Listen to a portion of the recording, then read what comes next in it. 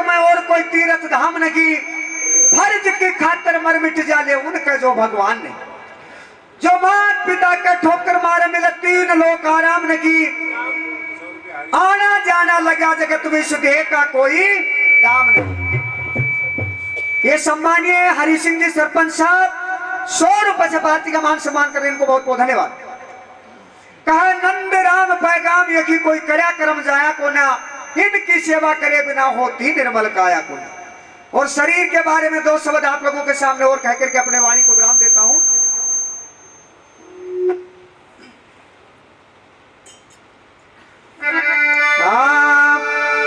हनसा निकल गयो काया से, खाली पड़ी रहे तस्वीर।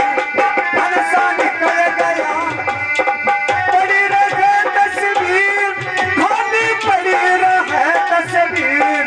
हनसा निकल गया काया से, खाली पड़ी रहे तस्वीर। हनसा निकल गया काया से, खाली पड़ी रहे तस्वीर।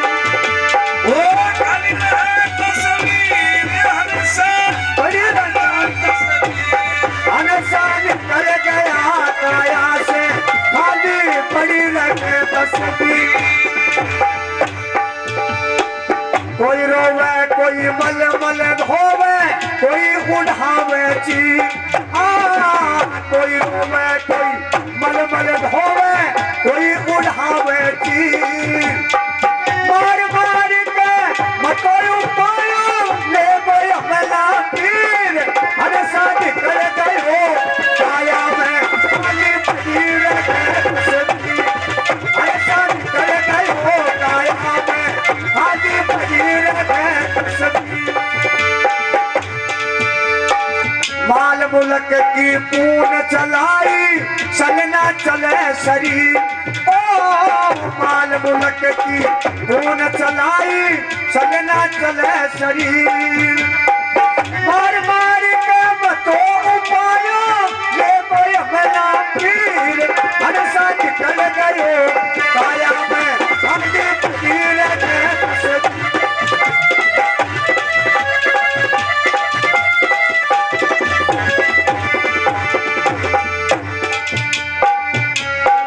कोई मनावे दई देवता, कोई मनावे पीर। कोई मनावे दई देवता, कोई मनावे पीर। चल जंगल निकल गयो काया में, खाली पड़ी रहे तस्वीर। हनसा निकल गयो काया में, खाली पड़ी रहे तस्वीर। पड़ी रहे तस्वीर, खाली पड़ी रहे तस्वीर। हनसा निकल गयो काया में, खाली पड़ी रहे तस्वीर। हनसा निकल गयो काया में, खाली पड़ी रहे तस्वीर। मैंने थोड़े से शब्द आप लोगों के सामने रखे। अब आप लोगों के सामने जिसके इंतजार में बैठे हुए हैं,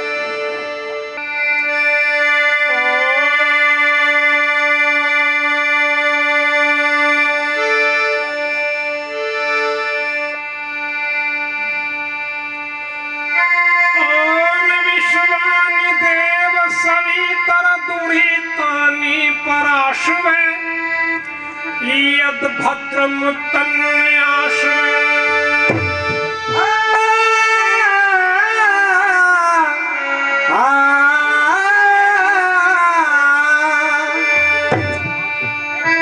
कभी मत भूल ईश्वर को, जमाना खाकसारी है। याद रख हर घड़ी उसकी फूलवारी है।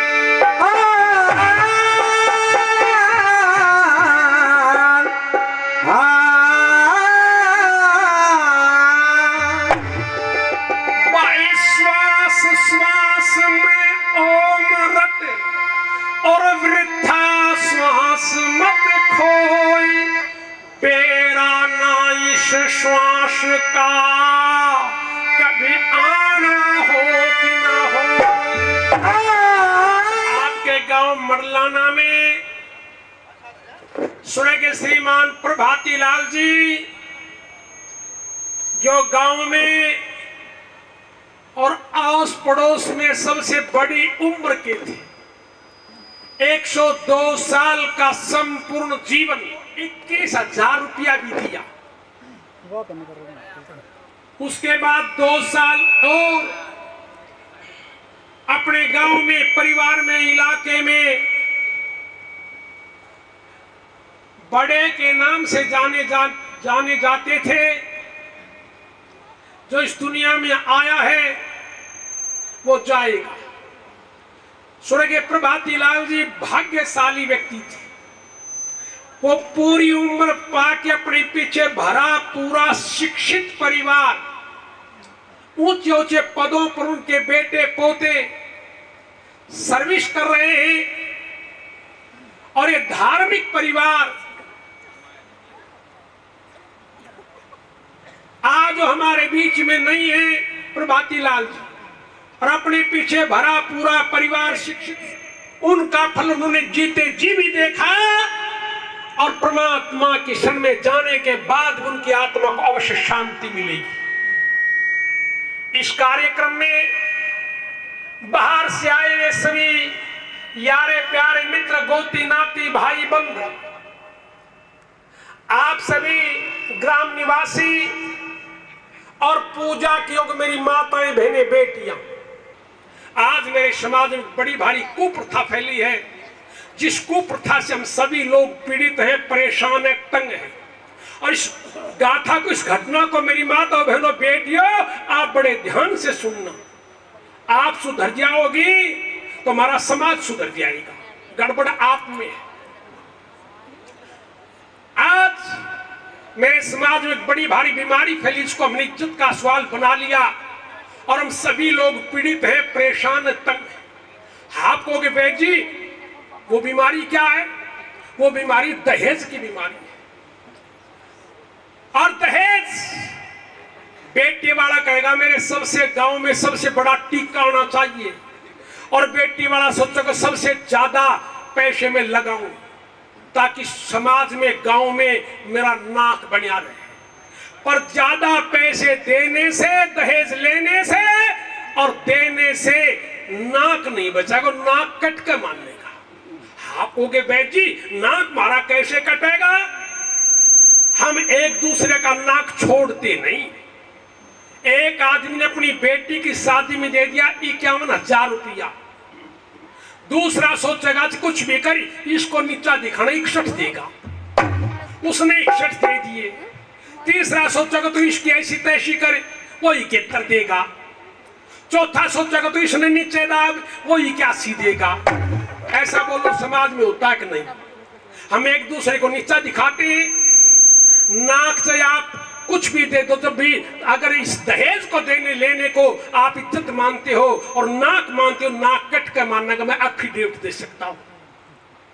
सज्जनों, आज मेरी माताओं, बहनों, बेटियों, खास करके मेरी बेटी, जो लोग यहाँ बेटी के माँ बाप बैठे हैं, बहन के भाई बैठे हैं और पोती के दादा बैठे हैं, मेरी कड़ी और खरी बात को सुन लेना। मैंने पहले कहा था मैंने गीत नहीं गाए, मैं प्रसाद बांटूंगा।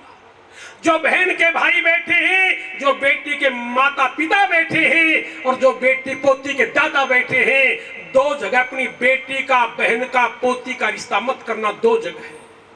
आपको कि वैद्यो दो जगह कौन सी है? एक तो शराब पीने वाले परिवार में जो करोड़पति हो, अपनी बेटी को टोकरी घेरने वाले के साथ, पल्लेदारी करने वाले के साथ ब्याह देना मेरी बहनों, बेटियों, लेकिन शराबी परिवार में, करोड़पति में मत ब्याह देना। और दूसरा, दहेज मांगने वाले परिवार में अपनी बेटी, पोती का, अपनी बहन का रिश्ता मत करना। लो, आज हम अखबारों में पढ़ते हैं, पत्रिकाओं में पढ़ते हैं, अरे मोबाइल में तो छोटा आदमी छोटा सा रखता हूं, लेकिन ये लीतरे के मान्य इतने बड़े मोबाइल हैं, उनमें मैसेज आता है मेरी एक बहन का लगन पुजवा दिया, गाड़ी नहीं गई तो बारात नहीं गई। उस बेटी का, उस बहन की इज्जत का क्या होगा? इतना लंबा नाक हो गया तुम्हारे, अपने नाक को छोटा कर लो। ये मेरे कड़े शब्द हैं। मैं रिझाने वाला आदमी नहीं हूं। मैं घटना आपके सामने पेश कर देता हूं। एक आज तो हमारी हजारों बहनों के साथ एक घटना घटती है। किसी को दहेज के कारण ब्याह कर छोड़ दी जाती है, किसी को फांसी लगा के मार दी जाती है, किसी को जला के मार दी जाती है, और अब तो लगन पुज जाता, उसके बाद बारात नहीं आती है। उस बेटी का, उस बहन का हाल क्या होगा, एक घटना आपके सामने पेश करता हूं। और ये मैं छोटे मुंह से विद्वानों की सभा है, ये घटना बताने वाला अब केवल पूरे भारत में मैं एक बचा हूं। अब तो लोग दो लड़कियां लेके और मंच पर नचाने लग गए। उस मशीन में चिप लगा देते और मेरी नौजवान बहनों बेटी को नचा लेते, बस लेना देना कुछ नहीं। 2 गीत तैने गा लिए, 2 तैने गा लिए, 2-3। मैं तो 4 घंटे अकेला प्रोग्राम देता हूं और मैं विषयांतर नहीं होता। जो मैं मेरा विषय उठाता हूं उसके ऊपर खरा और पूरा उतरूंगा। लोग एक दहेज की बीमारी ने, जिसको हमने इज्जत का सवाल बना लिया, हमारा सत्यानाश कर दिया। हम दुनिया की दौड़ में सबसे पीछे हैं। एक बीती हुई घटना आज आपके सामने पेश कर रहा हूं। इस घटना को शुरू से आखिर तक बड़े ध्यान से सुनना। शुरू से ध्यान से सुनोगे तो घटना आखिर तक समझ में भी आएगी और आपको सुनने में आनंद भी आएगा, बड़ा भारी उपदेश भी मिलेगा। गुरुजी बुद्धराम जी ने मुझे एक दिन नारनौल कहा था, वैद जी आपके आदमी, आपके जैसा उपदेश हर गांव में होना चाहिए।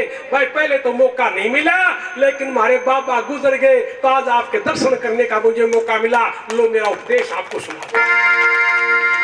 मेरी माताओं बहनों बेटियों ध्यान से सुनना, एक एक बोल को ध्यान से, बातें मत करना, मेरी बात सुनो।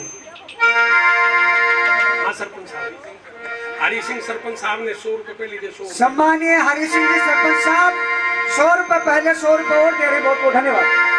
बंगाल भूमि की एक ललना का, बंगाल भूमि की एक ललना का किस्सा तुम्हें सुनाते हैं, किस्सा तुम्हें सुनाते हैं, किस्सा तुम्हें सुनाते हैं। अबला कितनी सबला होती यूं बतलाना चाहते हैं, यूं बतलाना चाहते हैं, यूं बतलाना चाहते हैं। अबला कितनी सबला होती यूं बतलाना चाहते हैं। आज आपके सामने बंगाल प्रदेश के बिल्कुल बीती हुई घटना पेश कर रहा हूं। बंगाल प्रदेश में एक गांव था, जिस गांव का नाम था कृष्ण ग्राम। जैसे हरियाणा प्रदेश में आपका मंडलाना गांव है, इस तरह से उस कृष्ण ग्राम की बिल्कुल बीती हुई घटना आपके सामने पेश कर रहा हूं। क्या तो कृष्ण ग्राम की महामाया, वो कृष्ण ग्राम की महामाया, वो कृष्ण ग्राम की महामाया रघुनाथ सेन की जाई थी, रघुनाथ सेन की जाई थी, रघुनाथ सेन की जाई थी। देवेंद्रनाथ के पुत्र चंद्रधर उससे हुई सगाई थी, उससे हुई सगाई थी, उससे हुई सगाई थी। देवेंद्रनाथ के पुत्र चंद्रधर उससे हुई सगाई थी। बंगाल प्रदेश में कृष्ण ग्राम नामक एक गांव था, जिस गांव में रघुनाथ सेन नाम का एक लखपति पंडित रहता था। रघुनाथ सेन लखपति पंडित के घर में एक बेटी थी और कोई संतान नहीं थी, और उस बेटी का नाम था महामाया। और वो महामाया बहुत सुंदर थी, सुशील थी, योग्य थी और पढ़ी लिखी थी। और जब इकलौती बेटी थी, पंडित रघुनाथ अपनी इकलौती बेटी से बड़ा प्यार भी करते थे। पर जब बेटी दिनों दिन जवान होती है तो पिता के सिर पर कुदरती भार सा हो जाया करता है कि बेटी शादी करने योग्य हो चुकी है, इसकी जोट के लिए अच्छा घर और वर ढूंढो। वो पंडित जी तो लखपति था, पर कोई माँ बाप गरीब होता है, उसकी भी ये सोच होती है कि मेरी बेटी के लिए अच्छा घर और वर ढूंढो। हर माँ बाप की सोच होती है। पंडित रघुनाथ से अच्छे घरवर की तलाश में जब बेटी जवान हुई महामाया, तो अच्छे घरवर की तलाश में घर से बाहर निकल जाता है। लेकिन जहाँ घर अच्छा मिलता है वहाँ वर अच्छा नहीं मिलता, और जहाँ वर अच्छा मिलता है वहाँ घर अच्छा नहीं मिलता। और ये बात अपने सबके साथ बीतती है। जब हम अपनी बहन बेटी के रिश्ते के लिए घर से बाहर निकलते हैं, कई दिक्कत आती है। कितना घर ना जचे, कितना छोरो ना जचे, कितना गोद मिल जाए, पिता छोरा होना, ऐसा हम सब के साथ होता है। बेटी के बाप को बड़ी भारी दिक्कत होती है। एक रोज की बात, पंडित रघुनाथ सेन को घूमते घूमते काफी दिन हो गए, लेकिन बेटी महामाया की जोट का घर और वर नहीं मिला। एक रोज रतनपुर शहर में पहुंचे पंडित रघुनाथ सेन, और रतनपुर शहर में पंडित देवेंद्र नाथ, उसका एक लड़का जिसका नाम चंद्रधर अच्छा पढ़ा लिखा सुंदर नौजवान महामाया की जोट का लड़का। पंडित रघुनाथ सेन ने विचार किया, मैं मेरी बेटी महामाया का रिश्ता। सेन कहने लगे, पंडित जी मेरी एक ही बेटी है और कोई संतान नहीं, और मेरे पास लाखों रुपए है। मैं चाहे कहीं हो, मेरा ध्यान चारों तरफ रहता है। पंडित जी रघुनाथ सेन कहने लगे कि आप अपने बेटे चंद्रधर का रिश्ता कर लो। पंडित देवेंद्र कहने लगे, रिश्ता तो कर लूंगा, लेकिन विदा के समय तक 60,000 रुपए। पहले विदा में पैसे देते थे, लगन में किसने देने सिखाए? इन आहिरों ने। इनका नाक बहुत लंबा है, इसलिए दुनिया की दौड़ में सबसे पीछे। तुम्हारा छोरा ग्रुप डी में लग गया, जब तुम फीता लेके घूमते हो तुम्हें शर्म नहीं आती? ग्रुप डी में चपरासी से नीचा होता होगा शायद, मैं नौकरी नहीं की, पर मुझे पद का नहीं पता। लगन में बेईमान थे ये आहिरों ने। सबसे पहले 3 दिन का लगन में पैसे देते, क्यों? भूखे थे, छोरी आड़ों के देते तो आग लंबी मांडो करते। ये पहचान है। पर पहले जिस जो घटना में आपको सुना रहा हूं, वो विदा का वक्त होता था, और विदा का समय मैंने देखा, मेरी उम्र में आपने भी देखा। ये तो 20-25 साल से लगन में देने लगे, पहले विदा होती थी। मेरी माताओं बहनों बेटियों, पंडित रघुनाथ सेन कहने लगे, पंडित जी आप क्या 60,000 की बात करते हो? जब मेरा आपका रिश्ता जुड़ जाएगा तो मेरे पास लाखों रुपए हैं, मेरे एक ही बेटे और कोई संतान नहीं है, सारा धनमाल आपका ही ना होगा, सारा धनमाल आपका ही होगा। पंडित देवेंद्र नाथ बड़े लोभी भी थे। जब ये बात सुनी, आवाज बंद, बोलो मत। पंडित देवेंद्र नाथ के लगे, ये बात है, यो छोरा खड़ा कर दे टीका। पंडित रघुनाथ सेन ने उसी समय चंद्रधर का टीका कर दिया और रिश्ता पक्का हो गया। रिश्ता पक्का होने के बाद पंडित रघुनाथ सेन रतनपुर शहर से वापिस कृष्ण ग्राम में आ जाते। 2-3 महीने बीत गए। 2-3 महीने बीत गए। एक रोज की बात, पंडित रघुनाथ सेन सुबह नहा धो के और सुबह का नाश्ता करने के लिए बैठे तो पंडित रघुनाथ सेन के ऊपर दिल का दौरा पड़ा, जिसको हार्ट अटैक कहते हैं। पंडित रघुनाथ सेन की हार्ट अटैक से अचानक मृत्यु हो गई। उन दिनों देश में डाकू का बड़ा भारी बोलबाला था। डाकू को पता चला कि लखपति पंडित रघुनाथ सेन की मृत्यु हो गई। पीछे से घर में घुसे, डाका डाला, सारे धनमाल, कासन, बर्तन, लच्चे, कपड़े, खाने पीने के सब सामान को डाकू उठा ले गए। घर में डाकू ने कुछ नहीं छोड़ा। घर में केवल बूढ़ी मां और नौजवान लड़की महामाया, दोनों माँ बेटी थी, रईस घर की, ऊंचे कुल की। लेकिन वो डाकू ने सब कुछ साफ कर दिया तो पेट तो रोटी मांगेगा भाई। पेट क्या मांगेगा? रोटी। अगर पेट रोटी नहीं मांगता तो राजा हरिश्चंद्र कालिया भंगी का पनियारी की नौकरी नहीं करता। पेट की भूख नीचे नीच कर्म करवा देती। दोनों माँ बेटी, जब डाकू ने सब कुछ साफ कर दिया तो पेट की भूख मिटाने के लिए मेहनत मजदूरी करना शुरू कर देती। एक रोज की बात, महामाया की मां ने कहा, महामाया की मां ने विचार किया बेटी का रिश्ता कर रखा है, शादी करनी। तो महामाया की मां ने कागज पेन उठाया और चिट्ठी लिखी रतनपुर शहर पंडित देवेंद्र नाथ के पास, और चिट्ठी में शादी की तारीख, तिथि, बार निश्चित करके लिख दिया, मतलब सावा निकाल के लिख दिया और चिट्ठी भेज दी कृष्ण ग्राम से रतनपुर शहर। चिट्ठी रतनपुर शहर पंडित देवेंद्र नाथ के पास गई। पंडित देवेंद्र नाथ ने चिट्ठी में जो तारीख, बार, तिथि पढ़ा उसी तारीख बार तिथि को अपने बेटे चंद्रधर की बारात सजा के और रतनपुर शहर से कृष्णग्राम में आ जाता है। रात को पंचायत के बीच में, मौजीजान लोगों के बीच में महामाया और चंद्रधर के फेरे हो गए। हिंदू रीति रिवाज से शादी संपन्न हो गई। शादी संपन्न हो गई।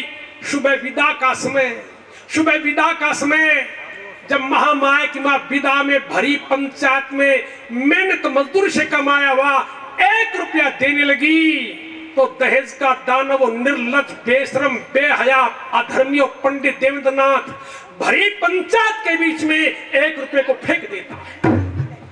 1 रुपये को फेंक देता है और ब्याही हुई लड़की महामाया को छोड़ करके अपने बेटे चंद्रधर की बारात लेके चल देता है। रास्ते में महेंद्रपुर शहर में चकला नाम की लड़की के साथ में शादी की और रतनपुर शहर पहुंच जाता है। भाई जिसके लग गए वो जाने। आप अपनी छाती पर हाथ रख कर देखिए, कोई अपनी बहन बेटी को यूं ब्याह कर छोड़ दे तो क्या हाल बनता है।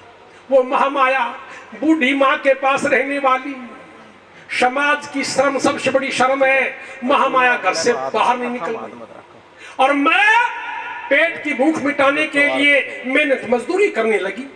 एक रोज की बात, महामाया की मां मजदूरी करने के लिए टोकरी सिर पर रखी और चलने लगी तो महामाया की आंखों में आंसू गिर रहे। मां ने बेटी की आंखों में आंसू देखे। अरे मां का कलेजा बेटी के लिए बड़ा नर्म होता है।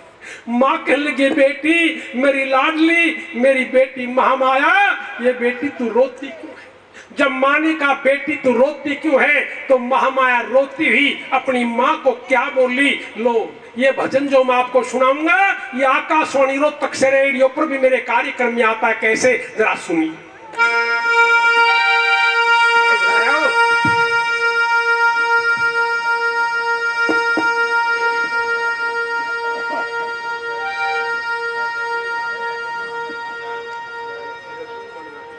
सरपंच साहब, सम्मानीय हरि सिंह जी सरपंच साहब, 100 रुपए से पार्टी का मान सम्मान करें। बहुत बहुत धन्यवाद।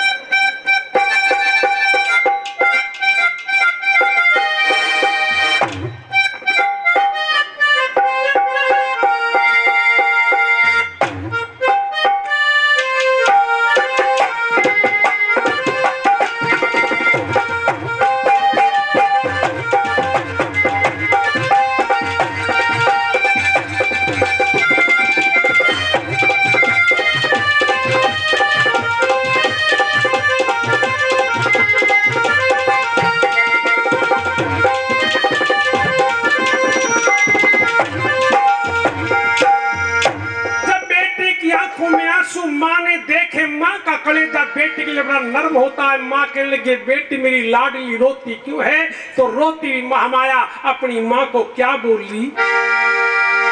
भले बीच भंवर में नैया अटकी, ओ बीच भंवर में नैया अटकी है पल्ले छुट्टी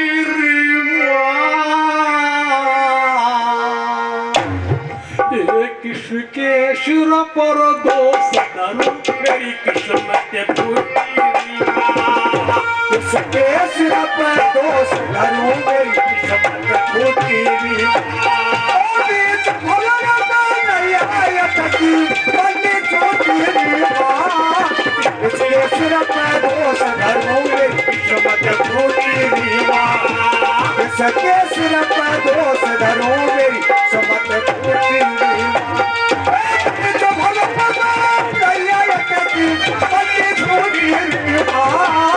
किसके सिर पर दोष धरूं, मेरी किस्मत फूटी। किसके सिर पर दोष धरूं, मेरी किस्मत फूटी।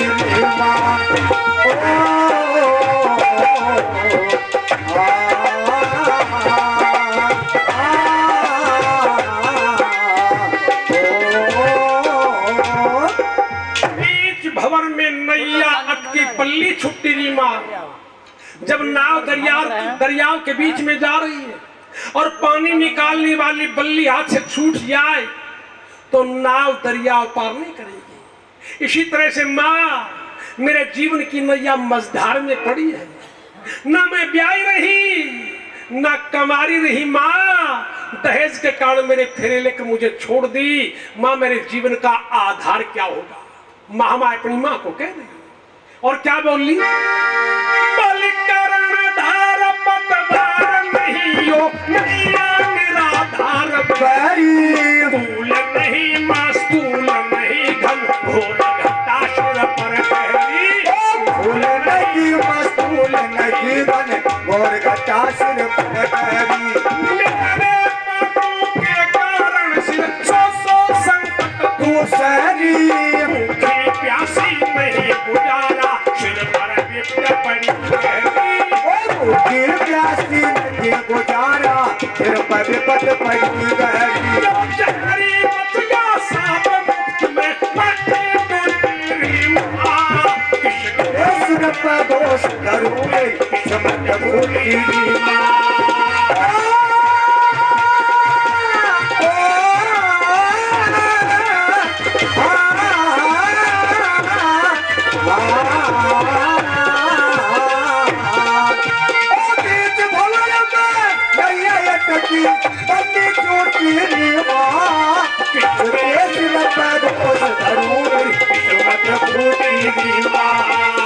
सके सिर पर दोष धरूंगे समत फूटी माँ। महामाया कहने लगी माँ, ये माँ तने मेरे साथ बड़ा भारी धोखा किया। बेटी माँ को जब कहते तो यहाँ तक पानी आ जाता है। माँ तने बड़ा भारी धोखा किया। इधर इधर महामाया कहने लगी माँ, तने मेरे साथ बड़ा भारी धोखा किया, बड़ी भारी भूल की। माँ का कलेजा बेटी के लिए बड़ा नरम होता है। माँ कहने लगी बेटी मैंने क्या भूल कर दी? तो महामाया कहने लगी माँ अगर तू मुझे मेरे साथ गलती नहीं करती। महामाया कहने लगी माँ तूने मेरे साथ बड़ा भारी धोखा किया। माँ कहने लगी बेटी मेरी लाडली क्या धोखा किया? तो महामाया माँ का किया हुआ धोखा माँ की भूल बता रही और क्या बोल रही? क्या बचपन में लाड किए लिया ढूंढ कुआ खाई क्यों ना नदी सरोवर ताल तलैया बन में भिजवाई नदी सरोवर ताल तलैया बन में भिजवाई क्यों ना इसका घर ढूंढे निर्धन में ब्याही क्यों ना काने घोड़े लंगड़े लुल्ले अंधे को ब्याही किस कारे घोड़े लंगड़े लूले अंधे को ब्याही क्यों ना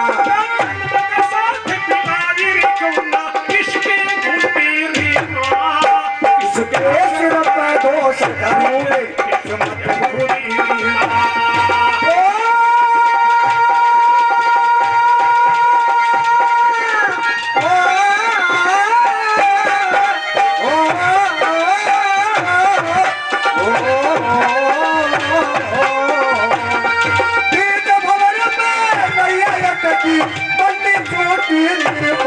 सिर पर दोष धरूंगे समत भूली सके सिर पर दोष धरूंगे समत भूली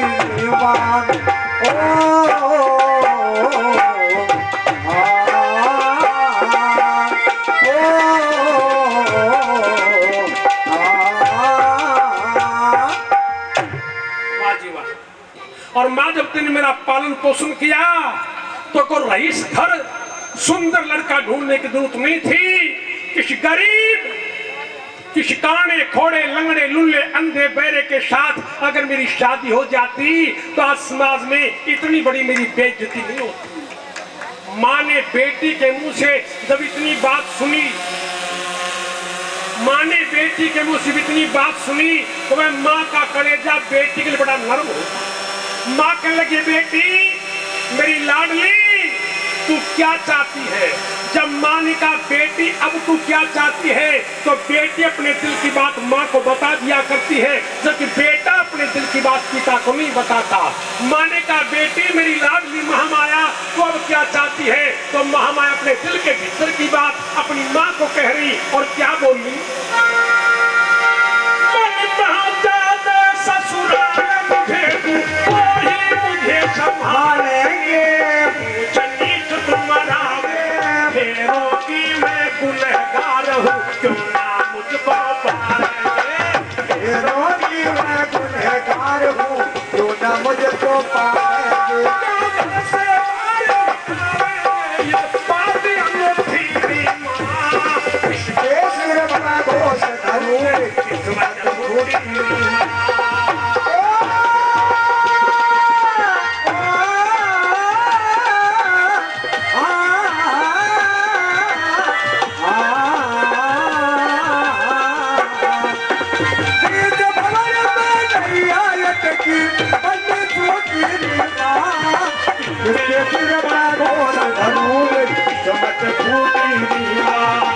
इसके सिर पर घोष धरूं मेरी चमक फूटी नहीं चाहिए दिल दुखा ना किसी का नहीं चाहिए दिल दुखा और बेइज्जती से रखकर इज्जत समझूंगी माँ तू मेरे को मेरी ससुराल भिजवा दे। माँ जा रही थी मजदूरी करने के लिए। माँ ने बेटी के मुंह से इतनी बात सुनी। माँ मजदूरी की टोकरी वापिस घर में रखती और अपनी बेटी महामाया को साथ लेकर के कृष्ण ग्राम से रतनपुर शहर का रास्ता पकड़ लेती है। दोनों माँ बेटी रतनपुर शहर में गई। वहां जाके किसी से पूछा कि पंडित देवेंद्रनाथ का घर कौन सा है। किसी ने बताया कि सामने पंडित जी का घर है। तो दोनों माँ बेटी महामाया और उसकी माँ घर में घुसी। तो बेटी माँ के संग में बेटी माँ के संग में वो बेटी माँ के संग में आ पहुंची ससुराल। ससुरे के घर में घुसी तो घूंघट लिया निकाल। महामाया अपनी माँ के साथ साथ अपने ससुर के घर में गई तो महामाया घूंघट निकाल लेते। क्यों? तो उसके ससुर का घर था। घूंघट निकाल के अपनी माँ के साथ साथ घर में अंदर गई। सामने महामाया की सास बैठी। महामाया की सास ने देखा ये दो अनजान औरतें मेरे घर में कौन आ गई। एक नौजवान लड़की जिसने पर्दा कर रखा, घूंघट कर रखा है, और ये एक बुढ़िया इसके साथ है, कौन हो सकती है। जांच पड़ताल करने से पता चला कि ये तो महामाया है जिसको दहेज के कारण फेरे लेकर के छोड़ी थी और ये इसकी माँ है जो इसको भेजने के लिए आई है। जब दोनों माँ बेटियों को महामाया की सास ने देखा, महामाया की सास गुस्से में लाल और गुस्से में भर के महामाया की माँ को उल्टी सीधी बकने लगी। पहले महामाया की सास महामाया की माँ को उलाने देने लगी। उसके बाद महामाया की माँ महामाया की सास को क्या जवाब देती है, या दोनों समधुनों की आपस में बातें होंगी। कैसे जरा सुनिए।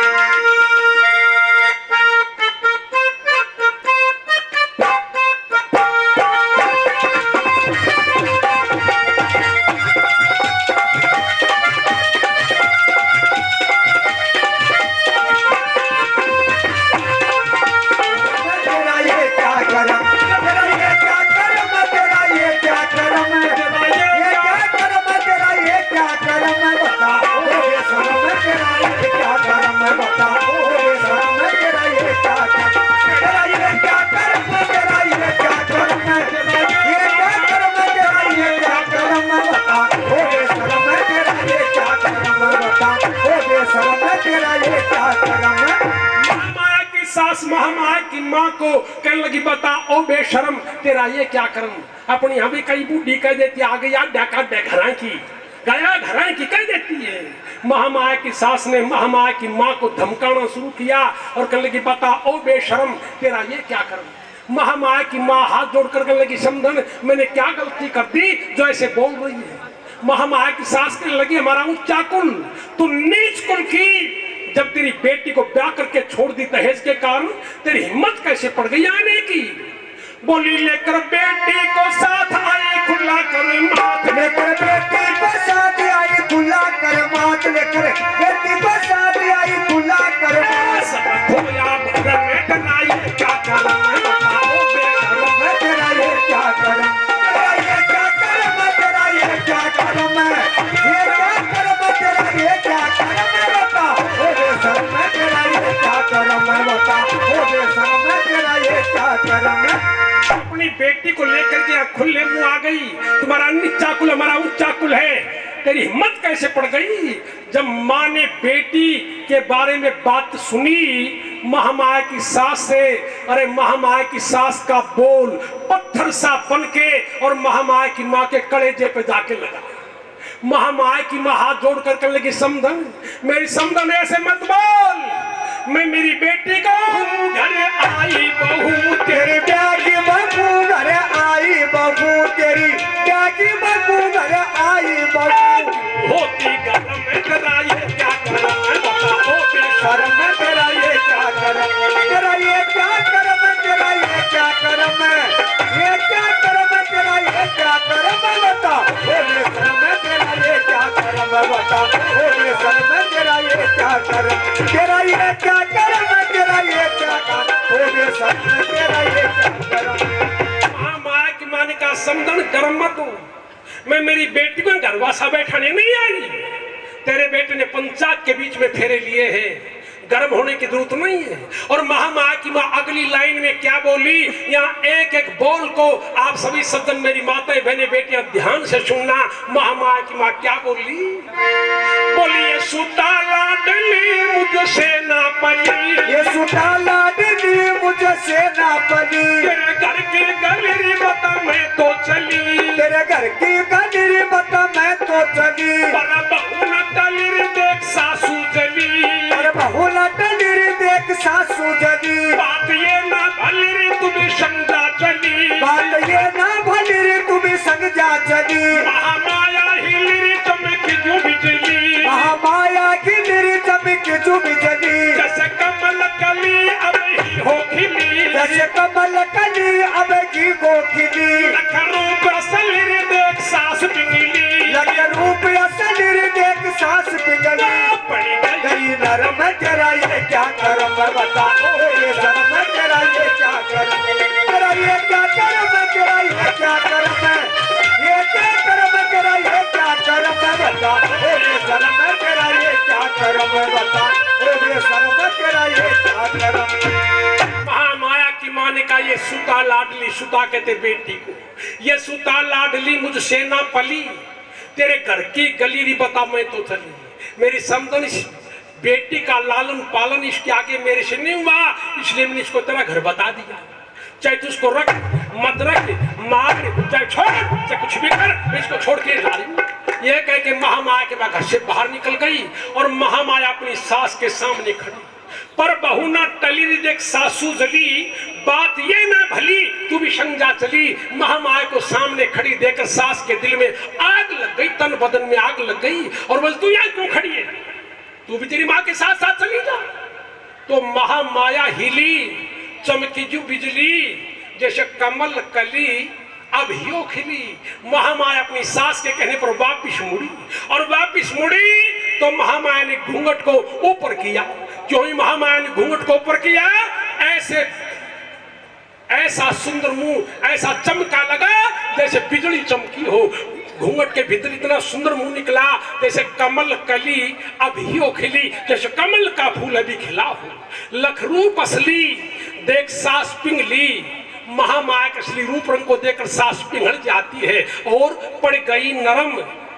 सास ने विचार किया, ये महामाया ये तो बहुत सुंदर है, ये तो मेरे घर की देवी का रूप है, मेरे घर की लक्ष्मी है, इस महामाया को मेरे बेटे चंद्रधर के पास रखो। या तो भगा रही थी, पर सास ने जब असली रूप रंग देखा तो सास का मन बदल गया और विचार करने लगी, महामाया तो मेरे बेटे चंद्रधर के पास रहनी चाहिए। तो सास उस महामाया को वहीं खड़ी छोड़ के दूसरे मकान में चली गई।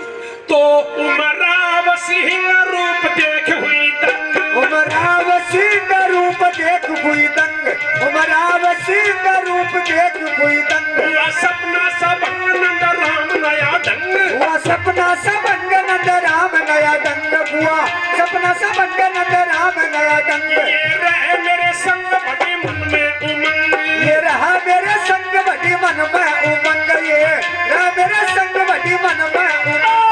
रोशन हर में तेरा ये क्या करम है बताओ करम है तेरा ये क्या करम, तेरा ये क्या करम है, तेरा ये क्या करम है, ये क्या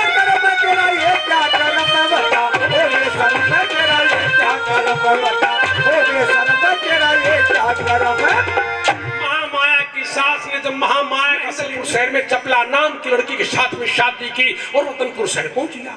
वो चपला उस महामाया के पास आई और महामाया वहां खड़ी। चपला ने आकर महामाया से कहा, बहन तू कौन है? तुम डीजे का गन्ना क्यों? कोई शर्म नहीं? बात विद्या ने बोली, गरका ने बोला, ईसा के काला के टुट्टा के अनपढ़ के सगाई कर दी। बोले सगाई छोड़ डांगा। तो शेर की बेटी खानदानी घर की ने बोली, हम उनकी सगाई करे पहले यो सोदो थोक पाछा है। बोले पहली झाको इसो थोक। बोले वो कह जाऊंगी, वो कह जाऊंगी। विद्या कन्हैया राम शर्मा राम स्वरूप जी सोचन वहां से गए, सगाई राखी आपकी और भाई सुयोग्य संतान पैदा की। उसने भी अक्सर बेटे पोते भाई उनसे भी ज्यादा हमारे परहेज रखते हैं। विद्या देवी 500 रुपए दे करके सम्मान कर रही है, उनको बार बार धन्यवाद। बोलो घर तक की जाऊं सुख न सारी, मैं तो फूलचंद का ब्याह तक की जाऊं सु सगाई तक की।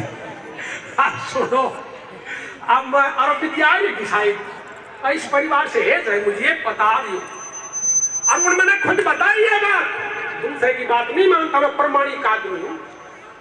बोली बैद जी यह घटना घटी पर मैं मेरा घर का नहीं बोली थाने पहले कुछ दिखो। अब वो कहीं जाऊंगी अरे ऐसी शेरनी इसी छोरी आया करती पहले।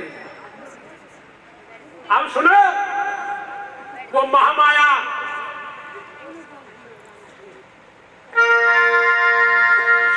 हाँ बहन, पहले पति देव ने मेरे साथ में फेरे लिए थे। जब दहेज पूरा नहीं मिला मेरे को ब्याह करके छोड़ दी और जिस रास्ते में तेरे साथ में शादी कर। चपला को इस बात का अब तक नहीं पता था कि इन दुष्टों ने दहेज के कारण किस लड़की को ब्याह कर छोड़ दी और रास्ते में मेरे साथ में शादी कर ली। अब तक नहीं पता। चपला ने सामने खड़ी महामाया का बात बना। अरे बोले मेरी जीजी मेरी बहन तू दुखी आ रही है। जिस लड़की को ब्याह करके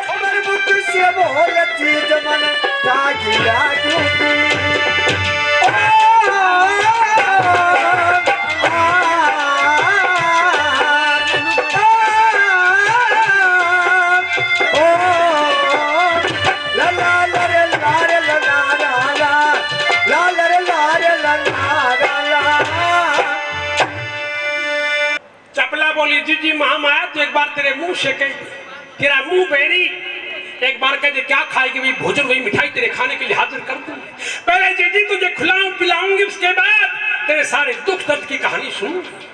महामाया जिसको दहेज के कारण फेरे लेकर छोड़ रखी उन्हें कहेगी भूख लाग गई थी भाई, जिसका लाग गया वो जाने। लेकिन चपला खाने के लिए पहली लाइन में महामाया को क्या बोली, एक एक खाने की चीज का नाम बड़े ध्यान से सुन लेना। बोलिए मेशू पाक इमरती रबड़ी,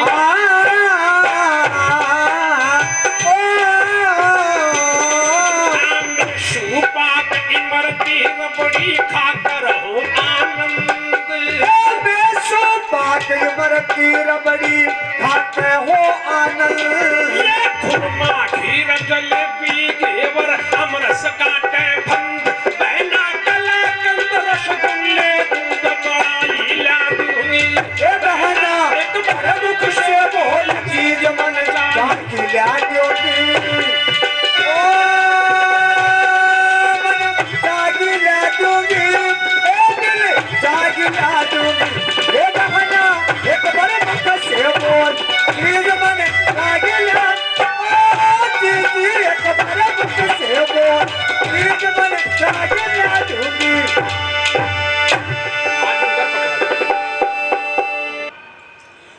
महामाया को खाने के लिए पहली लाइन में कह रही क्या ला दूंगी, मेशू पाक इमरती रबड़ी खाकर हो आनंद। खुरमा खीर जलेबी घेवर अमरस काटे फंद, बहना कला कंद रसगुल्ले दूध मलाई ला दूंगी। हमने सुन ले जी यो सामान ना खा तो और मालिश मेरे कर। नंबर 2 लाइन में चपला क्या बोली, बोली पेड़ा पेठा लड्डू बर्फी।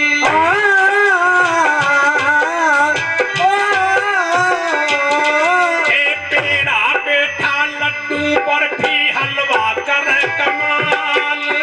पेड़ा पेठा लड्डू बर्फी हलवा करे कमाल। ये गाजर पाक और गुलाब जामुन खाकर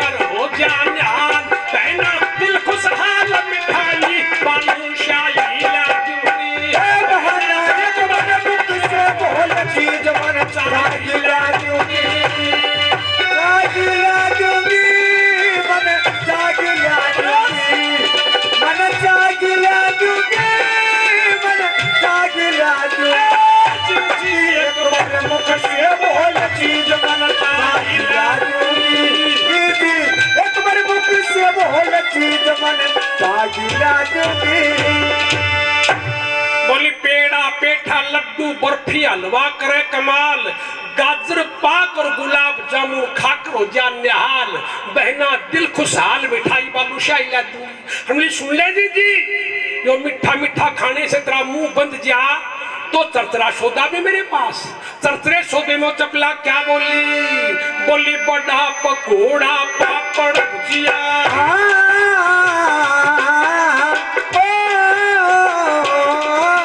बड़ा पकोड़ा पापड़ भुजिया गुपचुप है मजेदार, बड़ा पकोड़ा पापड़ भुजिया गुपचुप है मजेदार। आपने कभी गुपचुप खा के देखिए? गोल गोल चरचरे पानी में फोड़ कर देते हैं, क्या बोलते हैं उसका आपके यहाँ? पानी का पतासा। इसके अलग अलग स्थानों के अलग अलग नाम है। अपने यहाँ पानी का पतासा कहते हैं, महेंद्रगढ़ में इसको गोल गप्पा कहते हैं, इधर नीम का थाना कांवट श्री माधोपुर में जाओगे तो इसको पतासी कहते हैं, इधर सिंघाना चिड़ावा झुंझुनू में जाओगे तो इसको पुचका कहते हैं। ये खाने में बड़ा स्वादिष्ट है और हाजमे की बड़ी पैटर्न चीज है चरचरी में। तो चरचरे का भी कराया तो चपला महामाया को कह रही, बोली बड़ा पकोड़ा पापड़ भुजिया पुचका है मजेदार, बड़ा पकोड़ा पापड़ भुजिया पुचका है मजेदार। सेव समोसे और कचौरी नींबू का आचार, खटरस भोजन करके प्यार ऐसा हलवाई ला दूंगी, तुम्हारा मुख से बोल चीज मन चाहिला दूंगी।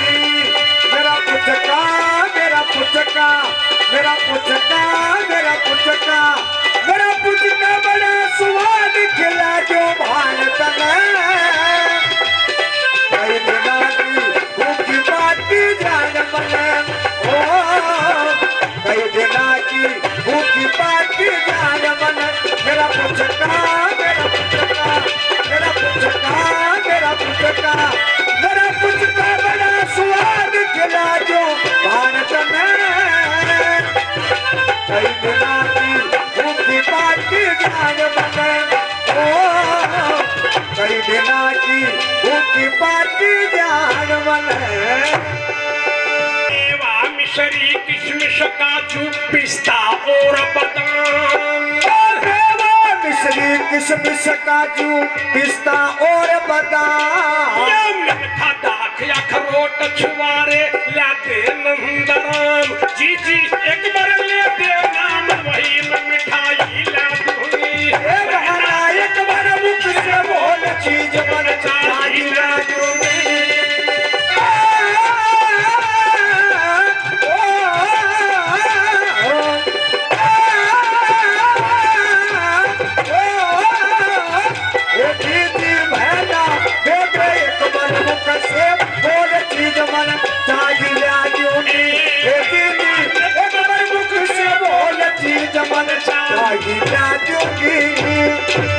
माँ जन्म एक बार देती है, माँ जन्म एक बार देती है, टुकड़े हजार टुकड़े हजार हो टुकड़े हजार सहती है,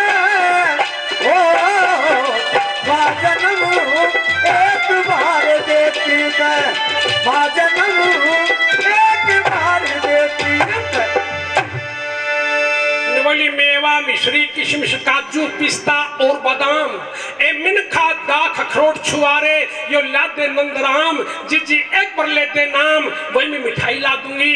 महामाया मेरी बहन तू मेरे पास आई, एक बार तेरे मुंह से कह दे तेरा मुंह बैरी, जो तू खाएगी भी भोजन वही मिठाई तेरे खाने के लिए हाजिर कर दूंगी। अब वो महामाया जिस बेचारी को दहेज के कारण फेरे लेकर छोड़ रखी थी, उन्हें कहे का पेड़ा भावे थारा जय का लाग गए वो जाऊं, इस लड़के को ब्याह कर छोड़ रखी, उनके भूख लग गई थी। महामाया दुख में कहने लगी, दीदी चपला मेरी बहन तेरा धन्यवाद, मेरी बहन जो मैं खाना चाहती थी उसका तेने नाम नहीं लिया, चपला चक्कर में पड़ गई। भाई महामाया अन चीजें छोड़ के भी के खाया करे। चपला हाथ जोड़ के बोली, मेरी जीजी मेरी बहन महामाया, तू तेरा मुंह बैरी, तू एक बार कह दे क्या खाएगी, वही भोजन वही मिठाई तेरे खाने के लिए हाजिर कर दूंगी। तो महामाया लड्डू पेड़े बर्फी इमरती बालूशाही को छोड़ करके खाने के लिए चपला से क्या मांग रही। देखो दुख कैसा होता है।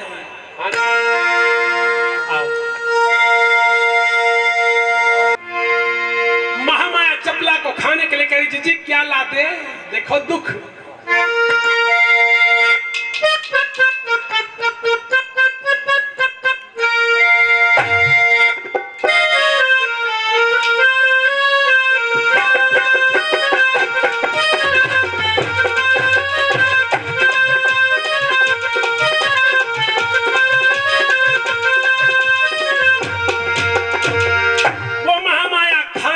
क्या मांग रही है चपला से,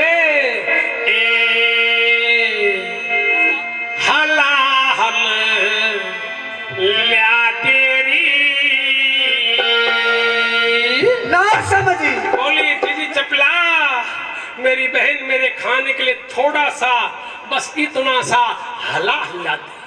चपला बोली जीजी मैंने आज तक बहुत सी मिठाइयां देखी सुनी खाई, लेकिन जीजी मैंने हलाहल नाम की मिठाई का नाम याद सुना है। तो नंबर 2 लाइन पर दुखियारी महामाया क्या बोली, संखिया ल्या तेरी ना समझी। बोली दीदी चपला मेरे खाने के लिए थोड़ा संखिया ला दे। चपला बोली जीजी मैंने संखिया नाम की मिठाई भी याद सुनी, खट्टी होती है मीठी होती है देसी में होती है डालडा में होती है, आज से पहले संख्या नाम की मिठाई ना देखी ना सुनी ना खाई। तो नंबर 3 लाइन में देशी भाषा में वो महामाया जिसको दहेज के कारण फेल लेकर के छोड़ रखी थी, वो दुख में चपला से खाने के लिए मांग रही क्या, जहर विष ल्या तेरी करी इतना उपकार, हलाहल ल्या तेरी करी इतना उपकार, करी तना उपकार, करी तना उपकार, करी तना उपकार, हलाहल ल्या तेरी करी तना उपकार, जहर विष ल्या तेरी करी तना उपकार। महामाया बोले जीजी चपला इतनी कृपा कर दे मेरे खाने के लिए थोड़ा सा बस एक चुटकी भर बस इतना सा जहर ला दे। जी जितनी कृपा कर दे मैं इस जीवन से पीछा छुड़ा लूंगी। चपला ने सुना कि ये महामाया जहर खाने के लिए मांगती है, तो चपला कहने लगी जीजी महामाया ये जीवन बहुत लंबा है, जीवन में समय बदलता रहता है, समाज सदा किसी का एक बराबर ना रहा ना रहेगा। जीजी महामाया डलती फिरती छाया से ये जीजी इस जीवन में कभी सुख कभी दुख कभी दुख कभी सुख। जीजी सुबह सूर्य पूर्व में उदय होता है, शाम को पश्चिम में जाके छुप जाता है, सुबह की छाया इधर और शाम की छाया इधर। जी महामाया डरती फिरती छाया से कभी न कभी परमात्मा तेरी भी सुनाई करेगा।